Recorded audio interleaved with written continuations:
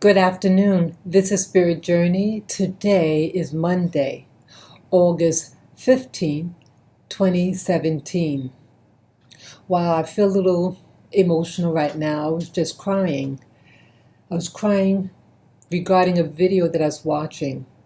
I was watching Alex Jones' channel, and Alex Jones is, some people classify him as a conspiracy theorist. He talks about politics.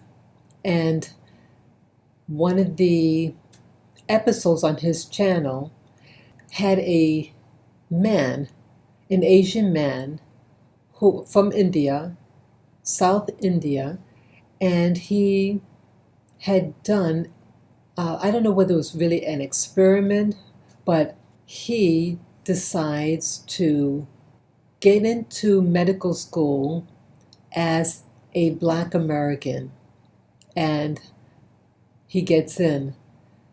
And listen to him talk. My rage, and just because I've talked in my past videos about being careful who gets in your community, because sometimes, even though they might look like you, talk like you, live amongst you, they're not you, and they're not representing you. And the more I heard this individual talk, the more anger I started getting. But part of me, I feel ashamed about this story, because it's really putting you down. And I know a couple of weeks ago I posted a video that said I'm no longer going to consider myself a member of the Black community, and that I consider myself Amberian. But I also indicated in that video that my heart will always be for the Black American. My heart will always, and still is always, about you. But I still wish to share this video with the Black community and those who are sensitive to the needs of the American Black community. And so I'm going to show you the video. And in fact, I didn't even watch the whole thing, but I'm going to play that segment of the video in its entirety and let you come to the conclusion, your own conclusion. So here it goes. Okay, this position is 2 hours and 20 minutes. So we're going to play. I believe he starts here. Now, I'm about to be joined by VJ Chokalingam, and I want to be clear with all of the race baiting stuff and going on. This is not why he's on the show. In fact, he's actually an expert in this field. VJ Chokalingam, you may have heard his story, the author of Almost Black. I got into medical school by saying I was Black. I lied. Now, VJ is also, he is in the admissions industry, so he has a background in this. VJ, thank you so much for joining us today. It's a pleasure to be on. So first, for starters, let me ask you, what motivated you to pretend to be Black to get into medical school? What was the motivating factor? Sure. Back in 1999, I was a hard-partying college frat boy, and I started to freak out about my own chances of getting into to medical school, and especially after all my Indian American friends got rejected. So it happens to be that I studied statistics at the University of Chicago, so I looked at the data that was published by the American Association of Medical Colleges, and I came to a really odd conclusion, which is that it was a lot easier for me to get in as an Black American than as an Asian American. I'm a dark-skinned South Indian, as you can see if you look at me. So I came up with the scam of shaving my head, trimming my eyelashes, and joining the Organization of Black Students and applying to medical school as an African American. And despite the fact that I had a very low 3.1 GPA, I managed to get waitlisted at Washington University and the University of Pennsylvania. Those are the third and fourth best medical schools in the country, as well as getting into St. Louis University School of Medicine in Missouri, despite the fact that my 3.1 GPA was dramatically lower than their average of 3.7. So I discovered that it was a lot easier to get into a top college or graduate school as an African American than it is as an Asian American.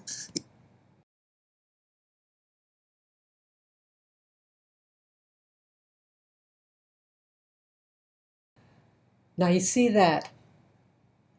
So, he was a partier. No one was holding him back. But he, even though in his foolishness, he had wisdom about other things, he knew in his laxness that there was a price to pay for his behavior of not doing schoolwork. But see, he's clever, but he's dishonest. And he knew he didn't have the grades. But in his selfishness, okay, he does research. And he knew statistically about certain events. And he exploited it. If it were that easy for Black Americans to get into med school, you think there'll be more Black people in medical school. But you don't see it. I had done volunteer work in a hospital in New York City.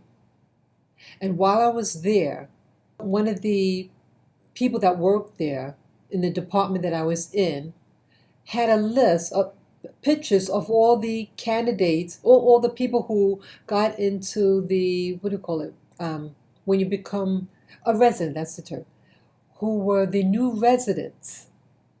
And then in the photograph, there were no American Blacks or no Black-looking people as residences in this medical school. Most of the people that you saw were from Asia, whether it be East Asia, South Asia, as this man in this video is, and people of European ancestry. That's it. So, this Indian guy did his research and saw that it's easier for certain demographics in because they're not in. I have a relative. She is an American Black. She did get into medical school.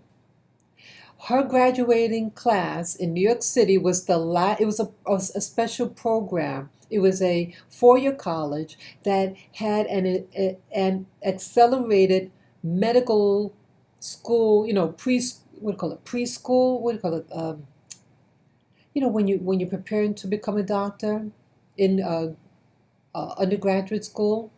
Well, she was in this program. She is brilliant. And I went to her graduation from medical school. In that graduating class, I saw 2 people, my relative and this one other Black fellow who's actually from Jamaica. He was a foreign exchange student. Okay? And that's it. They had other people, they had whites and Asian. And once that class was graduated, they demolished that special program. So, I just want to now go back to the video. Were you shocked or were you worried at all that they might come back at you and look into your background, or were you worried that somebody might say you're fudging these reports, or what were your thoughts on that? So, yeah, the climax of the book is actually in a medical school interview where they actually confronted me about lying about my race. And my response was, I don't want to talk about my ethnic background. I want to talk about my qualifications to be a physician, which I think is the entire point of my book. You shouldn't judge people based upon their race, which is what the colleges and universities are doing right now. And I'm sorry. I just want to interject here.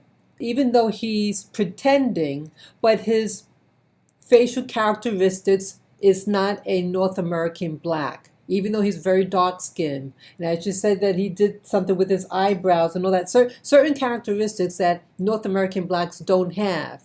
And maybe his accent, certain ways of talking is not Black American. And they probably sense that this guy is lying. I know that as an admissions consultant for InterviewSOS.com here in Los Angeles, is that race is an important factor in college and university and graduate school admissions, including medical school, and it shouldn't be. And the priorities here is what you're saying. I would agree with you, is that the priority should be Do you meet the standards? Do you have the capabilities? Are you the best? It's not about what skin color you have or this, that, or the other thing or the politics involved. It's, are you the most qualified? And that's what you're saying. The system is not measuring people with that stick. I mean, I want to point out, it is basically the way that affirmative action works, and a lot of people don't know that, is very simple. Okay, all of the data, wherever it's available on university admissions, shows that it's hardest to get into college or graduate school as an Asian American. It's slightly easier to get in. It's second hardest as a white person. Okay, I'm going to write that. So they're saying that the Asian is on the bottom, the white is the next. It's third hardest as a Hispanic, and it's easiest as an Asian American. I'm sorry, as an African American. For example, a kid who applied to medical school in 2015 with a 3.1 GPA and 31 MCAT score had an 18% chance of admission as an Asian American, 36% as a white American, 56% as a Hispanic, and 76% as a Black American. So it's a heck of a lot easier to get into college or grad school as an African American than it is as a Asian American, but it's also harder for white people as well. Well, and again, you're not just saying this because you had the experience, you wrote the book, Almost Black, but you also are in the admissions industry. You know about this stuff. I'm just curious, is anyone else, VJ, that you work with, does anyone else have the same concerns? Is anyone else raising this awareness? Does anybody else even care? Our president cares. Our president cares a lot. President Trump famously, criticized President Obama and Senator Elizabeth Warren for exploiting and supporting Harvard's racist affirmative action policies. President Trump famously called Senator Elizabeth Warren Pocahontas because she pretended to be a Native American in order to improve her chances of getting a faculty position at the University of Pennsylvania and Harvard. So this is an issue our president is very concerned about. And recently you cited the New York Times article. The New York Times tries to portray it as a white versus black issue. But the truth is the people who are hurt the most by affirmative action, ironically, are Asian Americans. And the lawsuit that Attorney General Sessions is looking into is to end affirmative action at top universities by potentially cutting off their federal funding. You hear that? They want to cut it. Affirmative action. And who wants to cut it, according to him, are Asian Americans. Because now they're on the bottom, they say, of getting into colleges. But when you go into the schools of these graduate or pre-med degrees, who do you see in them? They're not black people. They're not American blacks. So now he's coming across like he's a victim. But now they're crying wolf because they benefited from the affirmative action when it got created, not black people. You have white women and you have Asians, other Hispanic, that they're the ones who be put into these positions. The black people are the last on the list to be in these programs. How many of you who are watching this video that I'm doing, how many American black doctors do you see in these positions? How many, let's say, engineers? How many black people do you see in them? You don't see them. My growing up, and in the early 70s, I had 2 doctors who were black. And in my lifetime, American blacks, that was it in my whole lifetime. Oh no, there was one in the military. Almost forgot about that guy. But outside of that, all my other doctors were either white, Jewish, or Asian. None of the doctors I had in my adult life were American blacks. If they were black, they were blacks from other countries. And again, nothing wrong of being from another country. The more the merrier. But affirmative action, this video that I'm talking about, seems to be suggesting now to cut the affirmative action because now according to this person on the Alex Jones show, that 76% of American blacks have a greater chance of getting accepted into medical school with a 3.1 average. Now, hey, maybe I should apply for medical school. I'm really offended. And he knows that he did not have the GPA, but he's going to be, in my opinion, a smarty pants and try to poo-poo black people. They're not hiring them. They're not putting them into medical schools. And so he seems to be implying, at least by what he's showing, is don't be a smart black person. Be stupid. And if you're in a program, it's only because you're black. But they're getting unqualified blacks. That's the implication of this guy from India, or his, of Indian ancestries, implications in this. And that's why I'm so angry. I applied to a school. I was a science major. In fact, let me just back up a little bit. My undergraduate work, I did not take school seriously. I was all over the place academically. I had left college and then came back and then left it again. My GPA was so low. I was very depressed during my early college years. And then when I became much older and was very serious about my studies, and I also shared in a past video that yes, I had to live in a shelter. And when I was in there, I had an opportunity to go back to school. And I said, I messed up. And I really want to improve my situation. I want to get out of poverty. So I said, this is my last chance to get ahead, to at least get back on the right track. And so those years, when I went back to school, I had to first finish my undergraduate work. And then I was to go into this master's program. I gave it my all. So my last 2 years to complete my undergraduate, my GPA went up. My scores were good. But because I started out so poorly, that my ultimate GPA still was not a competitive enough average.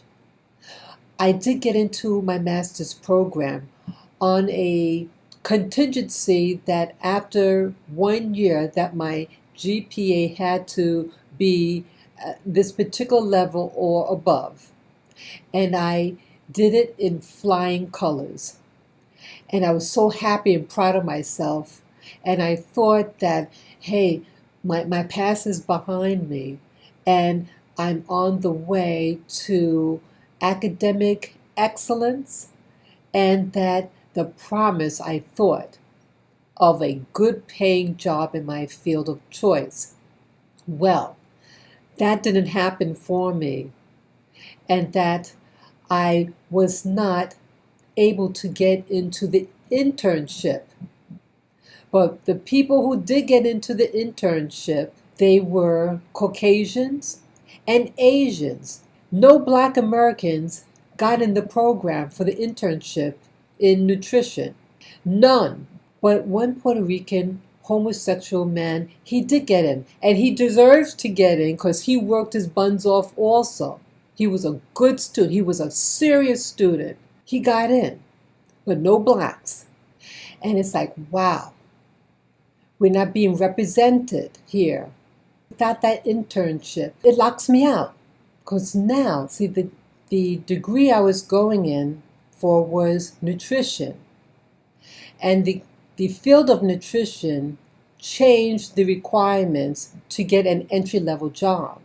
Now to get the entry-level job, you have to have your licensing in nutrition. But to get that licensing, you need the internship and then finish the internship and then take that exam. Without that training in the internship, it's difficult. It would be difficult to get it. You won't be able to get in. You don't get it.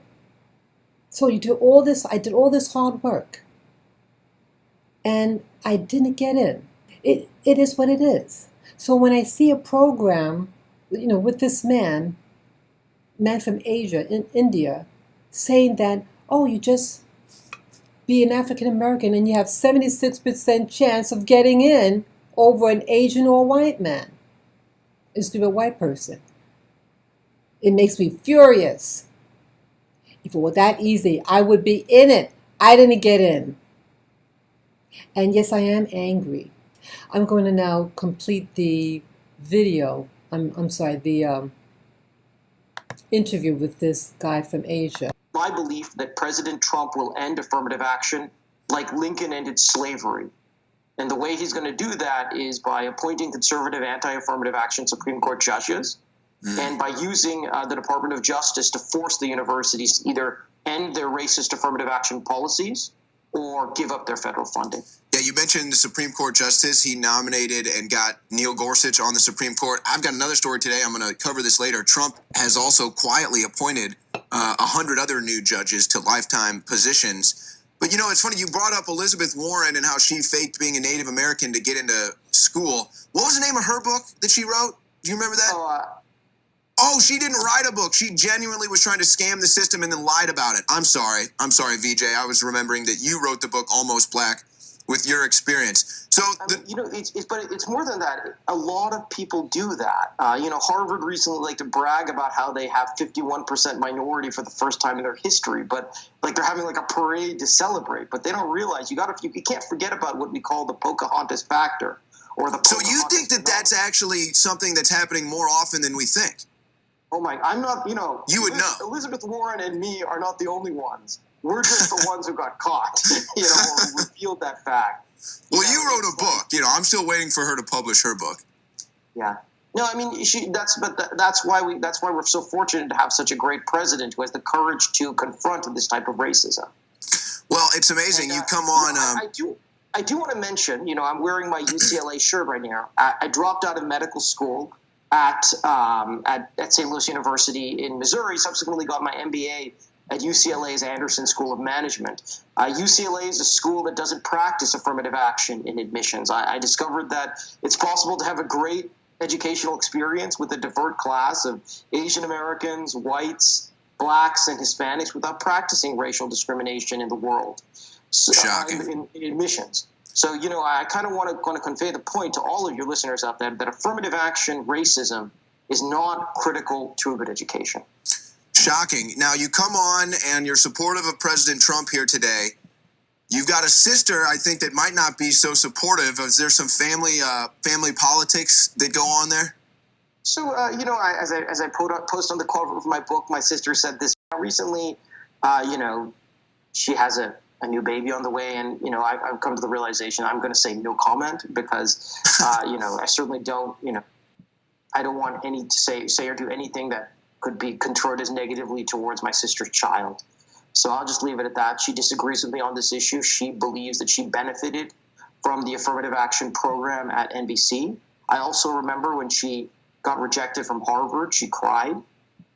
So it's important for us to realize that affirmative action hurts people. As well as, it hurts people a lot when they're applying to college and graduate school, including my sister and other members of my family as well.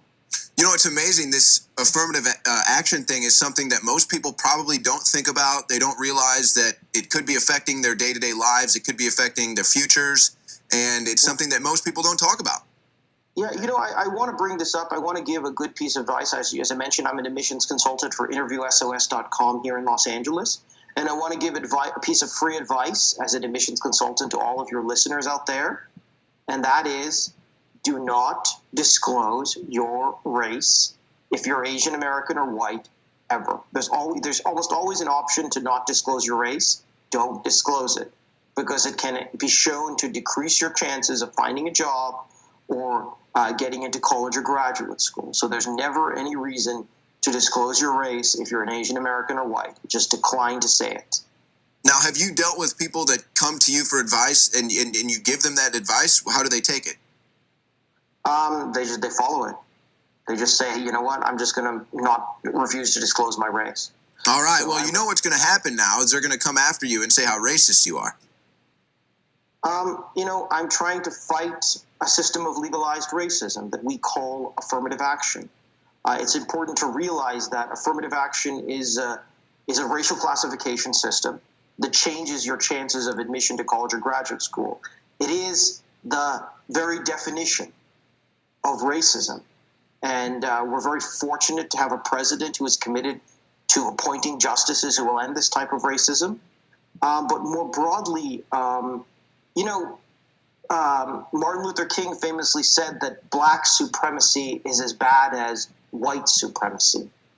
And, to discriminate against a white man or an Asian man is as bad as discriminating against a Hispanic or an African American. And I'm glad that we have a president who believes in that, who believes that all forms of racism are wrong. When President Trump says he's the least racist person, that's because he believes it's as wrong to discriminate against a white person as it is to discriminate against a Hispanic or a black. And most people are over the entire racism thing anyway. It's just a media perpetuated lie to get us to go into civil war. Thank you so much for joining us, VJ. Wow. What did you think of that? I was just crying before.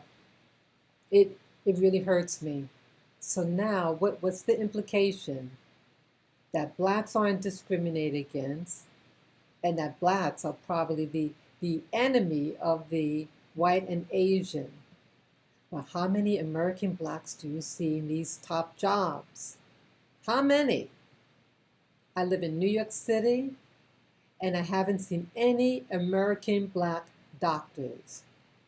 My neighborhood that I live, I see a growing number of homeless black people. And I hurt because I know the system isn't designed for them. You have maybe blacks from other parts of the world, like the Caribbean, or directly from Africa itself. But you don't see American blacks in these positions as doctors. And I'm sad. And I see what's happening in New York City.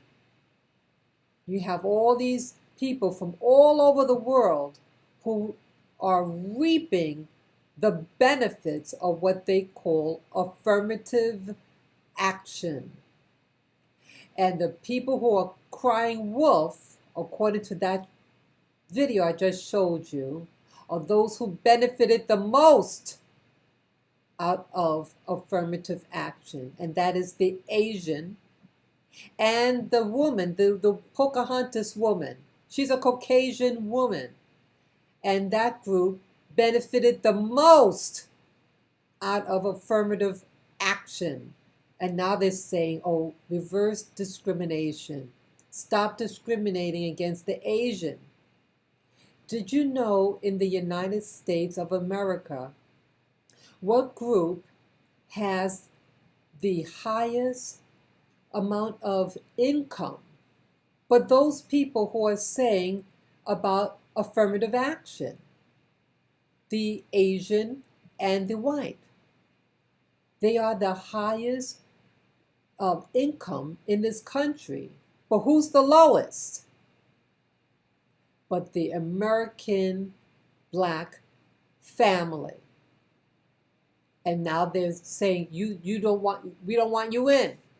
Because now you have a 76% chance of favor to enter these programs. That guy who dropped out of medical school, he probably knew that he was going to be caught. So he dropped out because someone questioned his background. And it's probably somebody from his group that knew that he wasn't what he was. You can tell sometimes by just looking, even though he's dressing, trying to dress like someone who might be African American, but some things are telltale signs that he did not belong. So my doing this video, it's not an anti-Asian or white video. That is not my intent. My intent in doing this video is to alarm the American Black community to wise up and to be aware of who comes into your community. Again, I mentioned it before in my other video. You have people who are dressing like you, trying to talk like you, and benefit by you, and they do not go and try to aid and help your community. He took, he lied, he scammed, he screwed up on himself with his GPA. As you heard him say, well, I was, just having fun, whatever. I had a 3.1, GPA, but he wanted to make a point, and rather than blaming himself, he wanted to target a Black person, the Black community, and shame us, to shame the Black community. So implying that you're stupid and that these colleges want stupid Black people. And then it's going to make Asians against Black people, thinking now that, oh, well, they want to hire us, bring us into these, accept us into these programs, competitive programs, and that we don't have to work hard for it. So that'll make any group angry. The Asian American and the white Americans are bedfellows with each other. They're not. You don't see that Asians are being discriminated by whites. They live right next door to each other. In New York City, they marry each other. They get into the programs in New York City. They're not enemies against each other. Both groups want to get into these top schools, and both are getting in. But yes, it is becoming more competitive because now you have larger populations who want to get into prime choice schools. But in all this, the African American that the affirmative action was initially to address. See, they don't say now affirmative action is how many Blacks you have to have in. They just say minority. So what was to benefit Blacks is now Blacks are being put in the back seat and everybody else is getting in but them. And then when you do get in, they say, oh, well, you're a stupid Black person. You don't have to be smart to get into the program, so it's causing resentment. My father had passed away. My father was a very dark-skinned Black person, and big too. He was really tall also. My father said, that his own mother told him, you have to be better than average. He was top of his class. He was the number 2 or number 3 in his graduating class. And he got as high as he could in his field. He did very well, but it was a lot of pressure on him. And so why I get angry at that video I showed you, because they don't consider people like my father or people in my father's generation, the people who will be in their 80s, mid and late 80s. They worked hard, and they're throwing all that out, all that generation out. Those people, no matter how smart they were, they would not be in those programs. They didn't want you in there. And if they did put you in those programs, let's say a medical program, you had to be a very light-skinned person to get in. Back in those days, you had to have a photograph of yourself or what you look like. So if you were a so-called Black person, you had to look a certain way. And people like my father, they would not want in that program.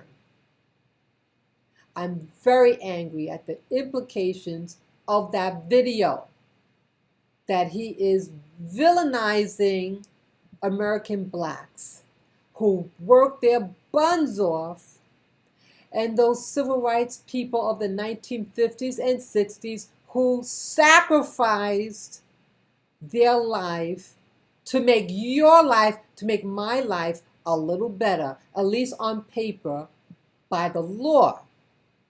But by practice, that's another issue. So, all those people who are trying to shame black people for their own weakness, for their own shortcomings, shame on you. And yes, shame on black people who don't take advantage of those things that are out there for them.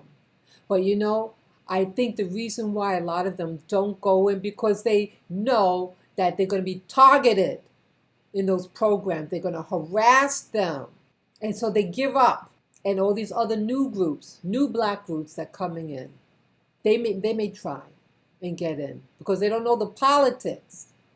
I pat those people in the back, those people who sacrificed their lives in the 1950s and 60s, who knew what it's like, who knew what hard work was like to just get a piece of bread, and now all your efforts are being poo-pooed on by some newcomer who want to shame black people. And he went into a black organization to try to weasel in, find out kind of how you do and act certain ways, and then apply to medical school knowing he doesn't have the grades for it. Shame on him! That's all I gotta say. So I'm deeply saddened. And if this video doesn't wake you up, you deserve to fail. I don't want to fail myself. So those of you who don't want to fail, teach your children how to play the game of success. Teach them skills that they can use to better their community, okay? Because it's going to be taken from you. I'm just going to curse there. I'm sorry. So that's all that I have to say. And I hope you enjoy this video, that it be a wake-up call, okay? That you be made to look like a fool. So take care. Please feel free to comment below, to share this video with friends and family members, and to subscribe to my channel. I probably will post this on 2 of my channels, and give me the thumbs up. Peace, love, and joy to all. Bye-bye.